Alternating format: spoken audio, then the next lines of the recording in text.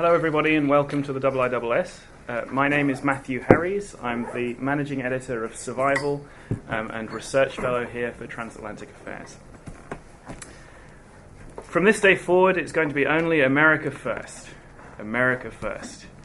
There may not have been many people in person at Donald Trump's inauguration to hear him say that, but there were certainly many people around the world watching. And in combination with the newly elected president's statements on the campaign trail about his views on U.S. alliances and America's role in the world, the doctrine of America First, or at least the slogan of America First, has created a great deal of uncertainty about the future shape of U.S. foreign policy. And I'm very glad that we have today with us Ambassador Reuben Brigety to discuss the evidence of the first 4 months of the Trump administration foreign policy and what we can learn from that record about what might come next. Ambassador Brigety is Dean of the Elliott School of International Affairs at George Washington University. Before that, he was representative of the United States to the African Union and permanent representative of the US to the UN Economic Commission of Africa. He was previously Deputy Assistant Secretary of State in the Bureau of African Affairs. He's also served in USAID. He's a graduate of the US Naval Academy and served as an active duty naval officer. He holds an MPhil and a PhD from the University of Cambridge. He's a member of the IISS. And last but not least, he was the author last year of an article in the journal that I helped to edit, Survival, on the new Pan-Africanism and its implications for US-Africa policy, which was written and edited before the 2016 presidential election. So he's an exceptionally well-qualified speaker on this topic. I look forward to hearing his thoughts. He's going to talk for roughly 10 minutes, which will give us plenty of time for question and answers afterwards. Reuben? Sure. Matthew, thank you very much. Ladies and gentlemen, thank you very much for coming out this afternoon. It's quite an honor for me to be here in WIISS, an organization of which I've long been a member and I've long admired, to talk about what I believe is truly an extraordinary moment in American political history, with profound ramifications for American foreign policy. So, as Matthew stole a bit of my thunder in quoting from President Trump's inaugural address, henceforth, the world will know that it is America first, in terms of U.S. foreign policy. Now, such words not only have a great deal of historical freight for those who would like to recall what that meant in the days prior to World War II, but also could have a great deal of meaning for a general orientation of American foreign policy under the Trump administration. I would like to propose to you, however, that it is meaningless. The reason it is meaningless is because of the profound unpredictability of this president as it relates to American engagement in the world. I will talk about that thesis for the next few minutes and then offer a couple of thoughts about what I think that means for the rest of the world, and in particular for America's traditional allies, as the Trump administration continues to unroll its foreign policy. First, let's talk a bit about what America First could mean. It could mean much along the lines of what the president talked about in a series of debates and also during the campaign trail. It could mean, for example, the full renegotiation of trade pacts, such as NAFTA, to get, quote-unquote, better deals or far more favorable terms for the United States as a means of bringing back jobs that ostensibly have been stolen from the American people as a result of the advent of this new age of globalization and given away, as it were, by past administrations in unfavorable trade deals. It could mean the United States staying out of military engagements around the world and dramatically retrenching its military commitments, even as it strengthened its military capability to deal with specific threats that were narrowly defined as against very narrow sets of American interests.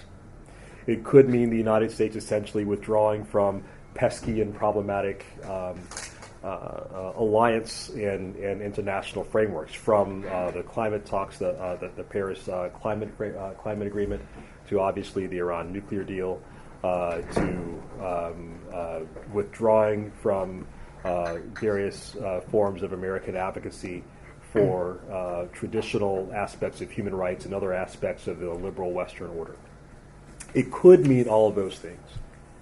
And though I am an American who believes strongly in American engagement with allies around the world in the sort of post-World War II order that has been built by the West, one could intellectually defend that much more narrow isolationist view that the president's American First slogan would seem to suggest.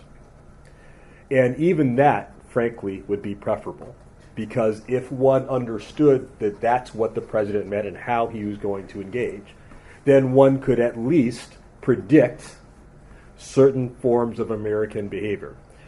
However, what we have learned in the 120-odd days of the Trump administration is that that phrase is meaningless. We've learned it through a variety of mechanisms. We've learned it through how quickly the president has dramatically walked back how hard he was going to be on China. You will recall, of course, that he said that within days of assuming office, he would declare China a currency manipulator. And rather, what happened within simply a month or so, after the visit of President Xi to Mar-a-Lago, the president's private golf course in Florida, his tune towards China changed dramatically.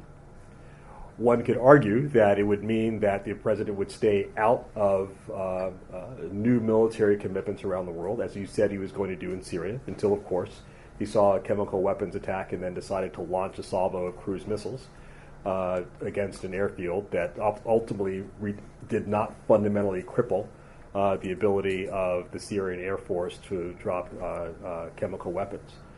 It could mean, for example, that we would see a withdrawal from the U.S. Attempts to try to craft a new peace in the Middle East, and yet the president has fallen headlong in that effort based on what we saw just now with regard to the president's visit in Saudi Arabia.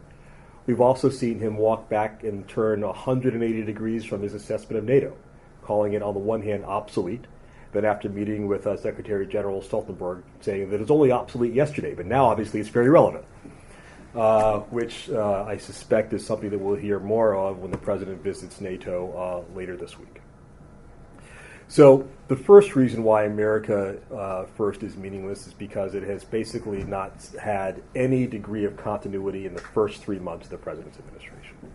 Now, of course, one says that in the practice of foreign policy, we're all professionals, so we know that there have to be adjustments, here and there along the way. But I think it's fair to say we have not seen this wholesale reversal of a series, not just one or two, but a series of approaches that the president articulated in such a short period of time. The second reason why it is meaningless is because of the war that is happening within the president's administration, particularly with regard to his foreign policy team.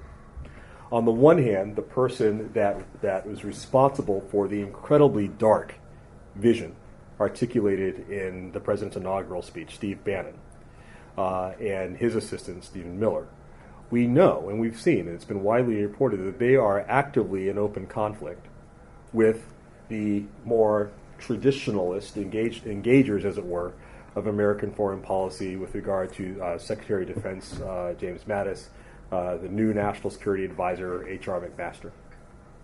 And who will ultimately win that battle for primacy will determine a great deal about whether or not the president will be able to settle into a more predictable rhythm with a more predictable approach to American foreign policy. And that is an absolutely open question. It's an open question for two reasons. One is because, by all accounts, prior to his coming to the White House, and certainly as we have seen since he's been there, the president likes having competing poles of power, competing poles of influence in his decision-making process. It's how he managed his businesses as a private business person, and he does not appear to have taken dramatic steps to empower one faction or another. By dramatic steps, I don't mean, as has been reported, his sitting down with Steve Bannon or H.R. McMaster and Reince Priebus and saying, cut it out. By dramatic steps, we would mean his actually fundamentally sidelining one or the other. That is yet to happen. Of course, we know that Steve Bannon has been taken off the National Security Council, but it does not appear to have fundamentally altered the president's approach to foreign policy. The third reason why I would argue that America First is meaningless is that the president, frankly, does not appear to have a settled view for himself about the way the world works and what his personal view of American engagement should be. The president likes to win, but how one defines winning is completely up to the moment, which I think is one reason why you could say that on the one hand, before he met President Xi, he knew he was going to be very tough on China, and then after playing a few rounds of golf with him at Mar-a-Lago, all of a sudden his tune changed dramatically. It's one reason why he could, on the one hand, make unbelievably harsh and critical statements about Muslims as a general proposition during the campaign, and then find himself sword dancing with the Saudi court in Riyadh and calling upon all Muslims of good faith to join in a battle of good versus evil. Evil, of course, being these Islamist terrorists that he discussed. So absent a view of himself, it's hard to know in any given situation how he would prioritize American interests and how he would balance American interests against those of other allies, and certainly how he would balance American interests against traditional American values. The final reason why I think this is incredibly problematic is that this is a White House that is under siege legally. For those who may not find themselves in Washington but simply read the press reports, I cannot overestimate or overstate the level of profound concern across all institutions in Washington with regard to allegations, concerns about obstruction of justice, and also about Russian interference in the American elections that led, amongst other things, to the Deputy Attorney General assigning former FBI Director Robert Mueller as special counsel.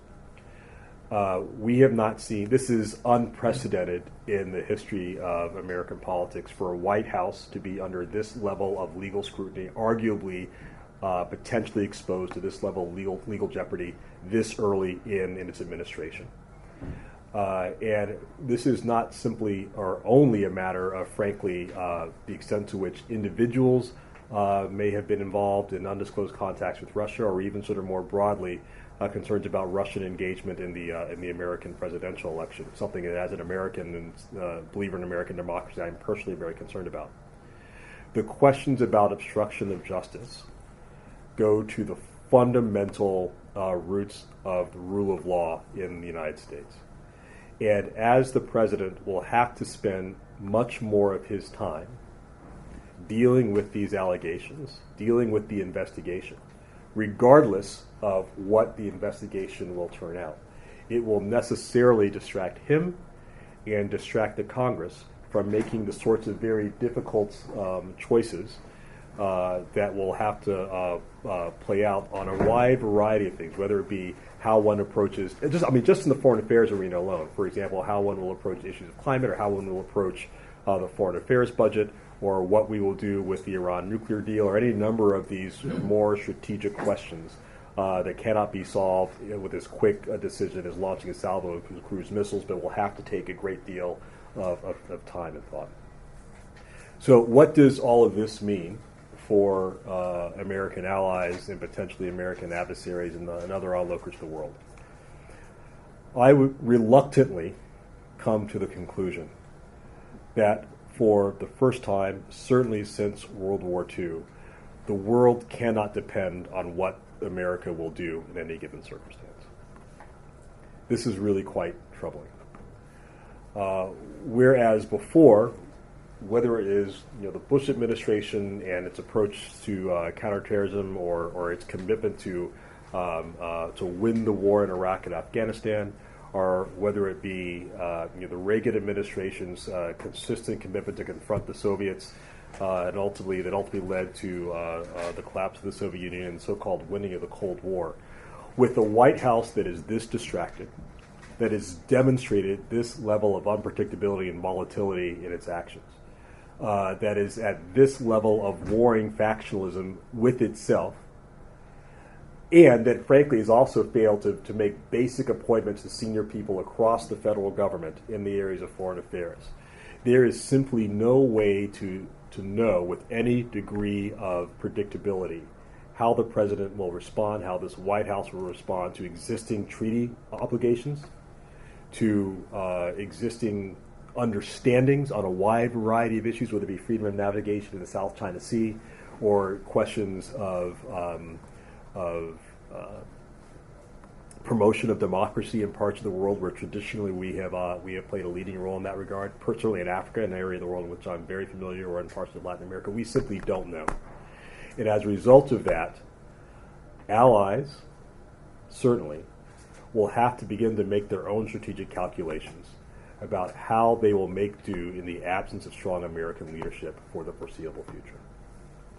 That, as I say, is a conclusion to which I come very reluctantly, but as far as I see both the current state of the administration and what is likely to happen over the course of the next 8 to 10 months, it is the only conclusion that I think one can reasonably draw at the moment.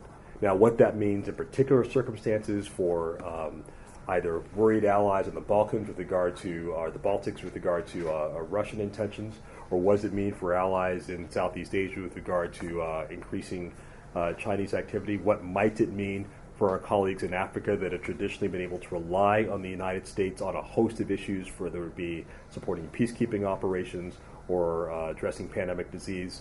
I think we won't know in particular abstract. But what we have to assume is that we can't depend on the United States being there in the way in which it was even just 4 years ago. And that is not, this is crucially important, as I know we're on the record, crucially important to say, this is not a partisan issue. It is not because this president is a Democrat, or it's because this president is a Republican and I'm a Democrat. One could have drawn reasonable conclusions for how an American administration under President Bush or President Reagan or President Nixon might have responded. They might have been things which one could reasonably disagree, but at least they're within, broadly speaking, the bounds of traditional American interests. Those bounds are no longer definitive for the foreseeable future. And I wish I had better news for you from Washington, but that's where we are. So that is the opening salvo for my presentation. I look forward to questions. Thank you very much, Reuben, for a very clear and very sobering overview. Let me kick off by asking you, one of the ways in which grand rhetorical statements get translated into reality is money. Yes. So I was wondering if you could talk a little bit about the Trump budget proposal and how much you think, which includes large cuts to the State Department, dramatic cuts to foreign aid. How much of that budget do you think will survive contact with Congress? Do you think Congress will use it as a baseline, or will they throw it out entirely? How do you see that going? Well, first of all, as I said before, I think that there are a couple of reasonable assumptions or bases within the Trump administration's first budget proposal that either one could reasonably support or one could take, principled opposition with, but are within sort of the bounds. So, for example, the fact I'm a former naval officer, so it will not surprise you to note that I think that the argument that the U.S. Navy should be larger probably makes sense, right? But even that, it's hard to sort of argue against the context of American first. Why do you need a large expeditionary Navy if you're not going to be essentially, defending treaty commitments in the South China Sea or in the Mediterranean or elsewhere? Whether or not the defense budget of the United States needs to be an additional $54 billion larger is debatable, particularly when we know the Department of Defense can't even produce its own, like a clean audit of itself.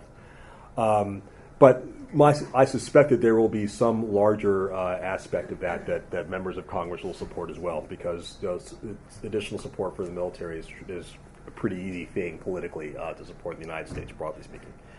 The question of the wall on the southern border of the United States with Mexico is extremely controversial for a variety of reasons. One of the obvious, that we are a country that's traditionally not built walls but built bridges. It's not clear. The Mexicans have said they're not going to pay for it, notwithstanding what President Trump has said. It's not clear that you could actually build a physical wall across the entire southern border. Even if you could, it would be very effective. And then even if you could, it's questions like, what's the trade-off? What are you going to cut? And this gets to the question of, as you said, dramatic cuts to the State Department into the USAID budget. Very senior members of Congress, the likes of which, like Senator Lindsey Graham of South Carolina, have said publicly that that budget is dead on arrival on Capitol Hill. That we will not see those level of budget cuts that will make it through Congress, particularly as it relates to our diplomatic capability. And further, large numbers of both retired and active senior military officers in the United States have said that these kinds of cuts to our diplomatic capability will actually undercut our national security more broadly. And frankly, it suggests more of an ideological approach rather than a full understanding of what American diplomacy does for the totality of our national security. So going back to your starting point, that ideas are best translated into action through budgets. Let me conclude by saying two things. One, in direct answer to your question, I would be shocked if we saw those kinds of budget cuts to our civilian agencies actually go through. But more fundamentally, I would even sort of make an argument that given the level of siege under which this White House is finding itself, that will intensify as investigations proceed. And then will get harder and harder for Congress to pass as individual Congress people find themselves under more and more pressure politically in their home districts for their reelection that comes up in 2018. I would make the argument you could even see a situation in which we don't get a budget passed at all in 2018, and what you have instead is essentially a continuing resolution that continues to fund the budget at 2017 levels until such time as you get a more stable political environment in Washington. Great. Let's open it up to questions. Please introduce yourself first before asking a question. I think we'll take two or three at a time. Sure. Yes, sir. Hi, I'm from Chinese Embassy. I just want to know about, you talk about the changes of Trump's policy towards China after playing some golf, etc. But I just want to know, how would you look at these kind of changes?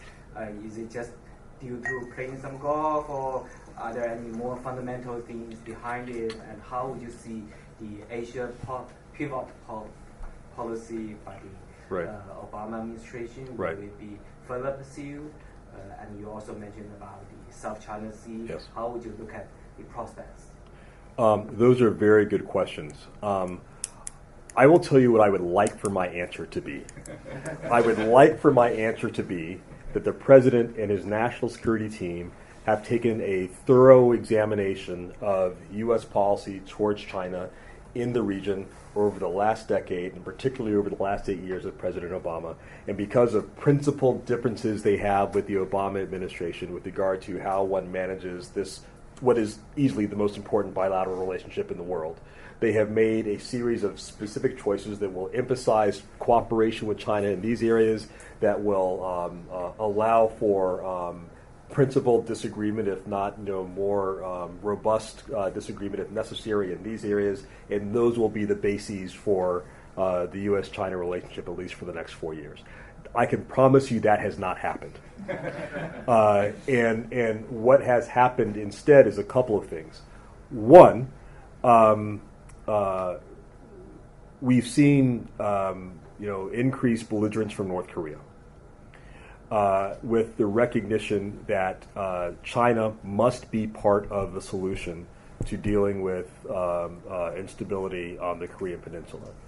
Two, we've also seen a desire, and this I actually do think is real, for the Trump administration to take a more aggressive stance by itself towards North Korea, on the premise that the nature of American engagement with North Korea under the Obama administration did not work in terms of helping to denuclear, move North Korea off the path towards nuclearization. And as a result of that, that has required more diplomatic engagement with China. And then the third thing is, as often happens with every administration when they first start, the recognition that you can talk tough, But at the end of the day, there are certain realities in the world that do not lend themselves very easily to rhetorical translation into actual sort of practice. And then the final thing, which I think is probably the most important, is that so as a professor of international relations, I'm used to teaching, theories of constructivism and realism and idealism, all of which I think are not very helpful. I have increasingly become a proponent of the great person theory of history, which is to say that what really matters is the individual calculus of individual leaders and the relationships between those two. And I think that this is probably perhaps more applicable to President Trump than it has been to any other leader we've had in a very long time.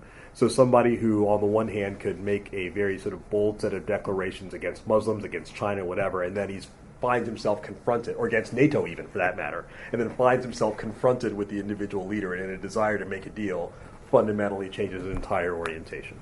So what does this mean? What does it mean for engagement with China, and particularly with regard to security issues within the South China Sea? I think that it means,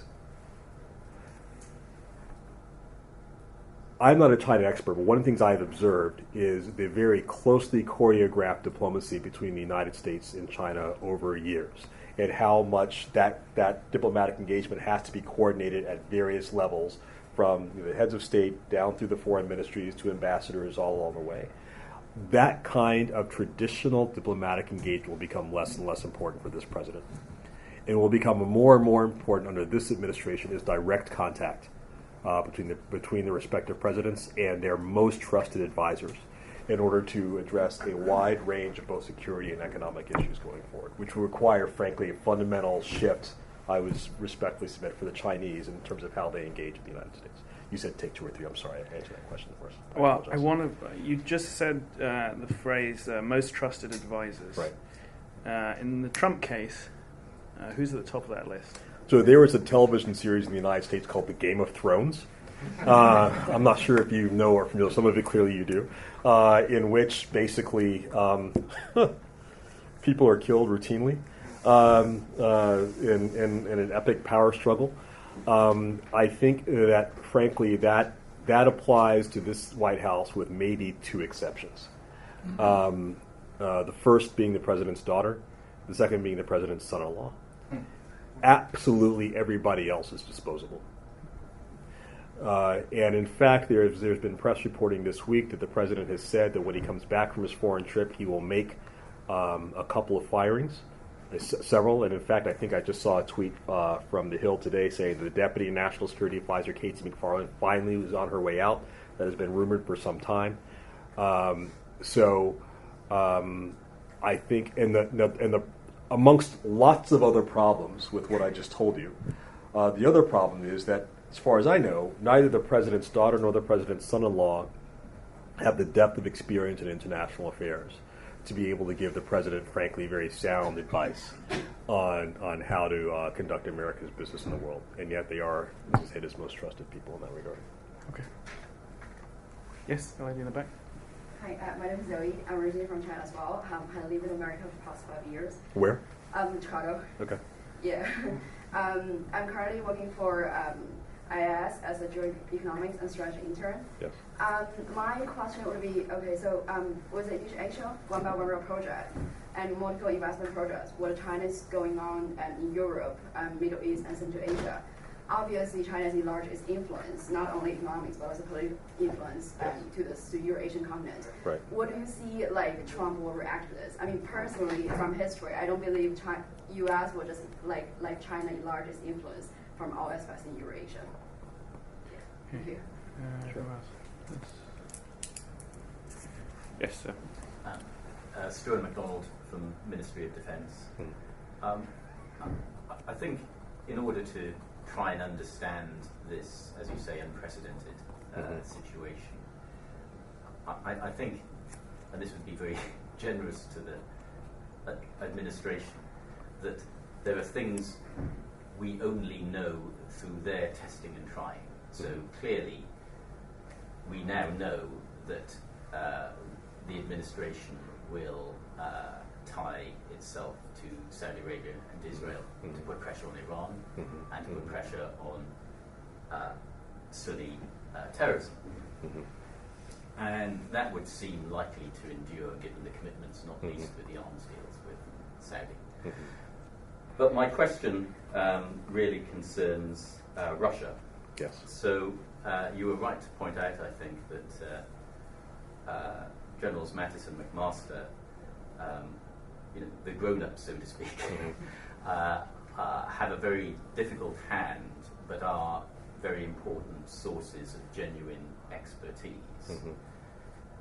How do they play their hand, not just in the months ahead, which, whilst the investigations are undertaking, means very little can happen, but looking throughout the 4 years of the administration, and that is, I know, crystal ball gazing, but how could that play out, knowing how the DC bureaucracy works? Sure. On the China question, again, going back to the point that I made before,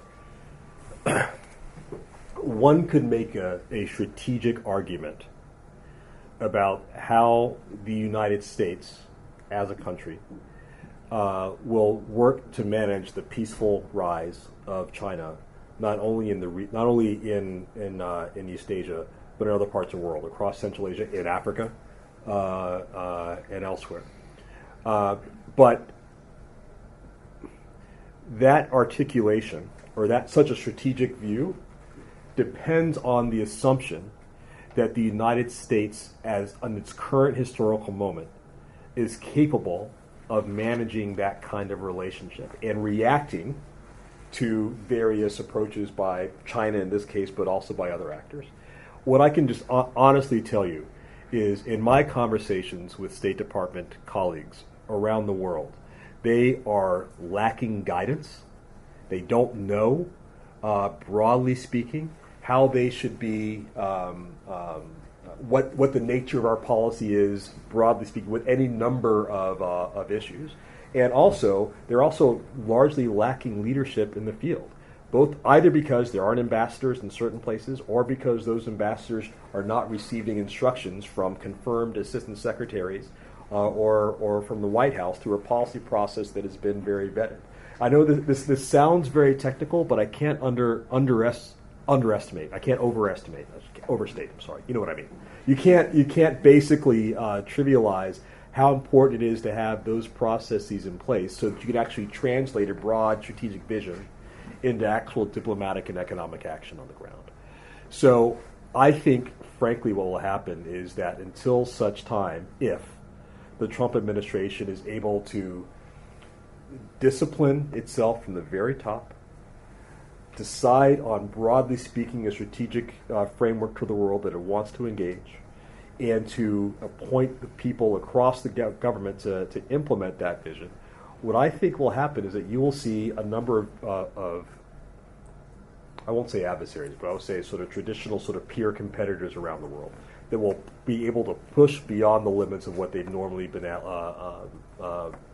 empowered to do because of a vacuum of American leadership and engagement. That's what I think is going to happen. I would like to be wrong, but that's what I think is going to happen. And then with regard specifically, and this actually relates a bit to the Russia question and also to Generals McMaster and Mattis, and also to a lesser extent Secretary Tillerson. How will they play that over 4 years? Day by day. I think, frankly, General McMaster, someone whom I have a great deal of regard, has made, I don't know, I'm not talking with him, let me make that clear, I'm not talking with him, but I suspect just by watching events over the last couple of months that he has made the calculation that the best thing he can do to serve the nation and to serve the president is to offer his candidate advice as much as possible without breaking faith with the president. And that is a constant line that frankly will shift based on not only the issue involved, but also, frankly, I think the level of stress under which the president may find himself through a variety. And this is one of the reasons why I think this will get worse as the as the pressure of these various external legal investigations mount. There was a report in the Washington Post today that President Trump allegedly, according to the newspaper report that was based on 4 separate sources, that the President of the United States asked the Director of National Intelligence, Senator Coates, and the Director of the National Security Agency, Vice Admiral Rogers, to publicly deny Russian collusion or Russian interference into the 2000 election. And they both individually denied the President's request. They told the President of the United States no. Now, on the one hand, that is a very bold thing to be able to do. On the other hand, it is all the more concerning that the President, as reported, would have asked for that to happen. And frankly, it will continue to put those gentlemen and others who find themselves in that kind of position in an extraordinarily difficult place. While on the one hand, every person who swears an oath to serve the United States swears an oath to the Constitution and not to the President. Our system is based on a certain level of trust that the President will not ask his people to do things that are unconstitutional or against either the letter or the spirit of the law. And with regard to Russia in particular, I think clearly it will hamper the freedom of maneuver of this president with regard to engaging the Russians on a wide variety of issues, because everything he may do with regard to Russia will have to be seen and calculated in the context of this investigation, right? So either you do things that are very harsh in order to prove your further independence from any Russian influence, or if it may make sense, right, to seek rapprochement or cooperation with the Russians on a discrete set of issues, right? Then the inevitable political pressure is that the reason one is doing that is because somebody in the White House is on the take for the Russians one way or the other. I mean, this is unbelievable, really. And it's also, again, why I say that we are going to have to get our house back in order in the United States. I don't know how that's going to happen. I don't know if one could conceive, the most charitable way in which I could see this happening, right, is that the investigation conducted by Robert Mueller concludes relatively quickly, finds absolutely no evidence either of collusion with the Russians or obstruction of justice. The president is legally given a clean bill of health. Along that same time, he recognizes and is told by his true, most trusted supporters, his daughter and his son-in-law, that if you want to have a successful presidency, you have to do a couple of things. You have to discipline yourself more. You have to give up your Twitter account. You have to, and with regard to foreign policy, you need to basically take a direction, right? So I'll give you an example. So as you said, with regard to Iran and the Saudi and the Gulf Arabs, I don't agree with what appears to be the approach of their president sort of giving a very big hug to the Saudis and embracing their view of how politics in the Persian Gulf should operate. But it's a defensible one. I mean, one could absolutely argue. In fact, I was just in the Gulf about a month and a half ago, and in my conversations in multiple countries there was a great deal of support for President Trump, because in their view, he was going to take on Iran, which they see as the existential threat. And they were very, very alienated by President Obama's approach to try to do a nuclear deal with Iran at what they saw was at a cost with America's traditional sort of Sunni allies, right? So that's a defensible, intellectually defensible position. But that level of principled rigor in the execution of a foreign policy does not appear to be applied to other parts of America's engagement, which is a problem in and of itself, which will be dramatically complicated by virtue of the legal pressure the White House is going to be under. Do you mind saying a few words, with the Institute. Do you mind saying a few words to Trump's, I guess you'd say, communication strategy, whether it's through his Twitter account or going off on press conferences and going far off the mark, for example, and what sort of impact that's having on foreign policy, as it seems he's creating foreign policy through his tweets, and then sort of the officials underneath him building the policy afterwards, and what sort of long-term impact that's going to have. You know, and let's do two of it. Sure, I'm sorry. And the gentleman in the front row. Norman Marshall, member of WWII. You said that the rest of the world can no longer count on American foreign policy, or look to America. Right. how far does this go? Does this extend to the military alliances, America's commitment to NATO and its alliance and its allies in the Far East? Or can we count on the foreign policy establishment and Congress to keep those firm? Thank you. First, on the communication strategy, it's disastrous, which is the short answer to your question. Now, in fairness, what I think that when the president was first elected, I had a number of friends and colleagues who said, look, I mean, this is just a different kind of president. Clearly, the election demonstrated that the American people wanted something fundamentally different, and maybe we're seeing kind of the first wave of a new way of engaging directly with the American people. It is the 21st century version of the fireside chats that President Franklin Roosevelt had, during the Great Depression. That has not played out. And the reason it has not played out is because the president has contradicted in real time himself and his other senior officials, to the point where, as you may recall, about a month ago, the foreign minister of Mexico came to Washington, and the State Department and the Secretary of State didn't even know he was in town because he went straight to the White House to engage, right? Why? Because it goes back to what I said to the gentleman earlier. People around the world have begun to figure out that the only person in the world who speaks for Donald Trump is Donald Trump. And if you can get directly to him, you can make a deal. And that means, conversely, that American ambassadors, the American Secretary of State, perhaps to a lesser extent the Secretary of Defense, even the National Security Advisor, who is directly contradicted by the president within 18 hours, I think it was, with regard to the nature of what was told to the Russian foreign minister in the White House, that nobody can depend on any of this. And that only goes to further support my thesis, is that we cannot depend on what the American government will say or do in this context until something fundamentally changes in the White House, either through personnel changes or through the discipline of the president himself, or something along those lines. And to your question, and this goes to answer your question, sir. So what does this mean in terms of the bedrock commitments of American treaty obligations to NATO, to South Korea, to soft obligations with regard to Japan, etc.?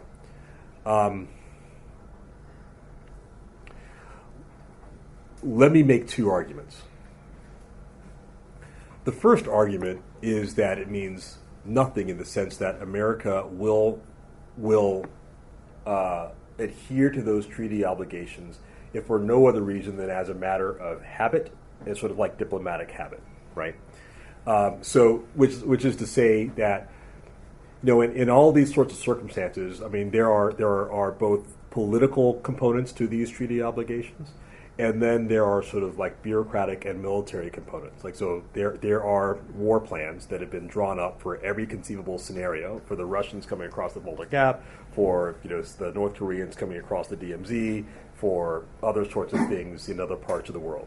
And that should these sorts of things develop, that the regional commanders with very little reaction time will do, broadly speaking, what they have largely been trained to do, absent something fundamentally, different happening that requires a fundamental, an active decision to change reaction times in certain ways. That is, I'll make three arguments. So that's the first argument. It's sort of like the muscle memory argument. We'll put that argument in the middle.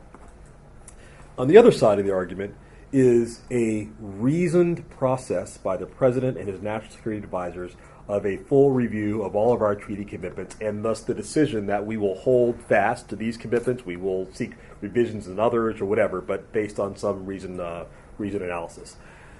On this side is the argument that all that is up in the air, that we simply don't know for all the reasons I've just said.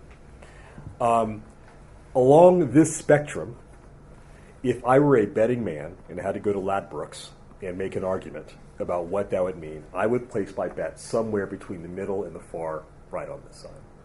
That there will be a certain level of both muscle memory and also senior people in the administration, like McMaster or like General Mattis, who understand the nature of these commitments and will urge for them to be reinforced politically and also militarily if necessary. However, given the level of uncertainty in these personnel issues I just talked about, if I had to bet, I would bet on not being able to guarantee American support in these issues. And I think NATO is the classic example of this. I mean, how could you reasonably say that on the one hand, you have a president who says that NATO is irrelevant, and on the other hand, says it's completely irrelevant in an environment where the greatest threat to the alliance is coming from a country where he's under investigation for colluding? I mean, it's unbelievable. And I think that in that kind of environment, we simply cannot assume the nature of American engagement going forward. Toby Dodge. Yeah, hi, Toby Dodge from the Institute and London School of Economics. If you take your readout of Trump's policy towards the Middle East, I think it's accurate. So keep the Saudis and the Israelis together against Iran. I wonder if you could speculate on how that policy was developed. Mm-hmm. So there's an initial decision for Trump on his first foreign trip to go to the Vatican, Jerusalem, Saudi Arabia. Right. And then we have the speech. So between that and the speech, was it the speechwriter who came up with that? Because we hear stories, very detailed stories, of 3 principal meetings between the initial decision and the speech, at which no decision was taken. So where would be the locus of decision that arrives with, we keep the Saudis and the Israelis close to us to counterbalance Iran? Let me tell you, I think it was not. I think it was not as a result of what would happen in any other administration, Republican or Democratic, which was a serious foreign policy review conducted by the National Security Council that weighed our options, decided to sort of do things differently. So we can set that off to the side. Because I don't talk to the president, and I've not been invited to Trump Tower, all I can give you is some degree of speculation of what I think is within the realm of the possible. What I do think is possible is that on the one hand, we know clearly that Prime Minister Netanyahu loves Donald Trump, thinks he's absolutely the right thing and exactly what Israel needs right now. We know that Prime Minister Netanyahu also believes 2 other things. One, that Iran poses an existential threat for Israel. And 2, as a result of that, and he said it publicly, that this is creating a series of other diplomatic opportunities with traditionally hostile nations towards Israel in the Middle East that ought to be taken advantage of. So I suspect on one level or another, either directly from Prime Minister Netanyahu or through intermediaries, this argument of a pivot away from Iran towards the Saudis clearly has some Israeli imprimatur on it. And then there may also, frankly, be some similar engagement from the Saudis. In fact, there has to be. It's the only thing that can explain like a $100 billion arms sale deliverable upon arrival in Riyadh, right? I mean, so these things don't just happen. The staff, somebody had to have done the staff work ahead of time in order sort of to push this through. We know the Saudi ambassador in Washington is amongst the most engaged, always is traditionally. With regard to the administration, I think this is something that kind of made sense. So in a sense, right, you could argue, and we also, in the final piece of this, is that the president has also been incredibly critical of the Iran deal just because. I mean, because it was done by President Obama, because he doesn't believe in diplomacy as much. I mean, pick your reason or collection of them. So I would argue that rather than as a result of a considered staff process, one could sort of see this as more sort of falling into what could be otherwise seen as a coherent policy for the region, one which I disagree and I think has risks, but nevertheless one could argue is reasonable given the current geopolitical realities in the region. Just to play devil's advocate, sure. And this does not come easy, but let me play the role of the more radical side of the Trump administration personnel. Trump wouldn't be the first president to think that if you go through the traditional national security apparatus, you're presented with a list of options, 2 of which are stupid on either end, right. So you're forced to pick the middle one. And that if you use those levers, you end up following courses which are not what you came into office to do. You know, Ben Rhodes talked about the blob in his right. infamous interview, and President Obama talked to Jeffrey Goldberg at length about right. his struggles to break out of that framework. Yeah. So, you know, one argument would be that the considered review process that you say should be used is exactly the kind of process that would produce results that Trump was elected to reject. So, if you were to go about it, how do you produce a radically different U.S. foreign policy while still using those mechanisms? Well, it is a fair question, but I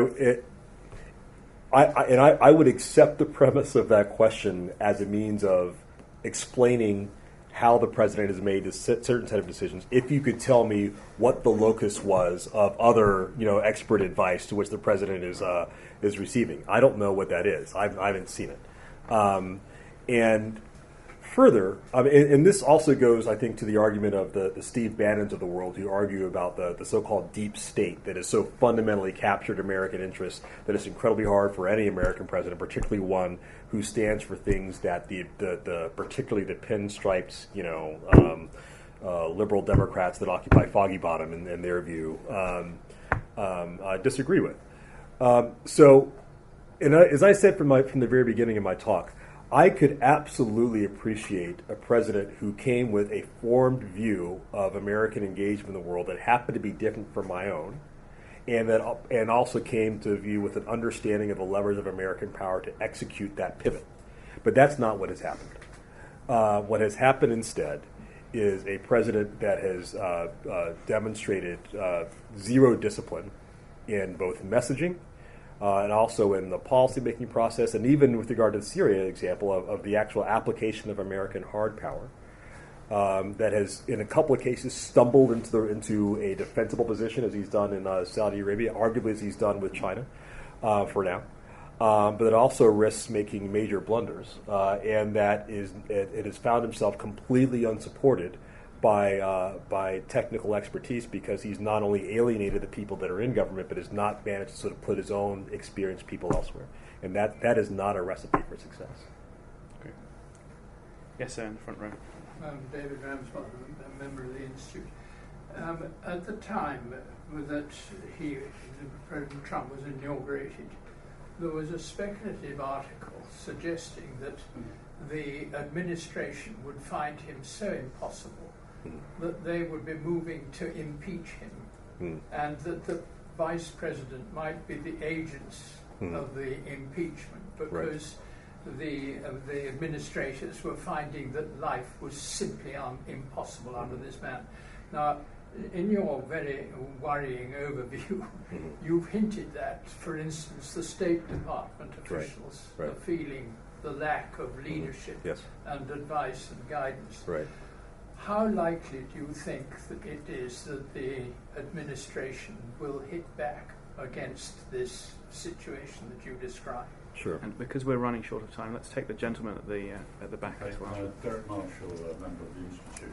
I realise it's difficult to draw any conclusions about randomness as you described it, but President Trump's attitude towards Europe is something I'm focused on, and I just wondered, he seemed to be at one stage very keen on Brexit and linking with Prime Minister May, but now he seems to be very keen on linking with Europe. So do you see any logic in all that? First, to your question. There are a couple of ways to answer it, and I'm going to try to be very, very careful in how I do this, because the topic is incredibly important and very sensitive. Irrespective of the question of impeachment, one could argue, as Matthew just essentially alluded to, that we have already started to see this administration trying to punish those poles of the government with which it sees as essentially hostile to it, right? Which is part of the argument we could say about how you could send a Secretary of State, a brand new Secretary of State, to walk into the building and within 4 weeks have to absorb a 30% cut to the diplomatic agencies of our government without even fighting back, right? Based on the assumption, not on a reasoned analysis of what is working well, what isn't, and therefore let's make some decisions, but on the principle that these people are not on our side anyway, and what they do is not entirely helpful. In fact, the government would be better off if we shrank them to prevent whatever harm they might do. So that's one argument. That's already sort of starting to happen. There are those who are arguing that the intelligence agencies have already sort of had those sorts of issues as well. but I have to say this. I mean, knowing a number of people in the civilian agencies of our national security establishment, as well as a number of friends that are still active duty in uniform, these are incredibly loyal, patriotic Americans who are used to serving administrations of both parties. And if given the opportunity, would like to help the president shape and execute a well-articulated foreign policy. But that is not what is happening. What is happening instead is already an assault on these agencies, both in terms of budget, but also, frankly, rhetorically, in terms of questioning the validity of the assessments of our intelligence community, questioning the validity of the use of our diplomatic corps, et cetera, et cetera. Now, that is, I think, separate from the impeachment question. Indeed, has to be. If impeachment becomes an issue, it will not be because there is pick your view, widespread view amongst our Latin America experts that our approach to Mexico is wrong-headed. It will not be because there are those in our Middle East Bureau who believe that cozying up to the Saudis is wrong. If there is the possibility of impeachment, the danger of it comes from these obstruction of justice possibilities. That is ultimately what brought down President Nixon. And if there is proof, or reasonable proof to move towards impeachment proceedings in the House, it will be because of that. And that will be completely of the president's own making, not because of anything that happened in the State Department or Langley or anywhere else. And to your question, sir, about the president's approach to Europe and how will we think about it, who knows? I think that, again, I think it goes to, two things. One is what individual relationships can individual European leaders build with him that he will find attractive?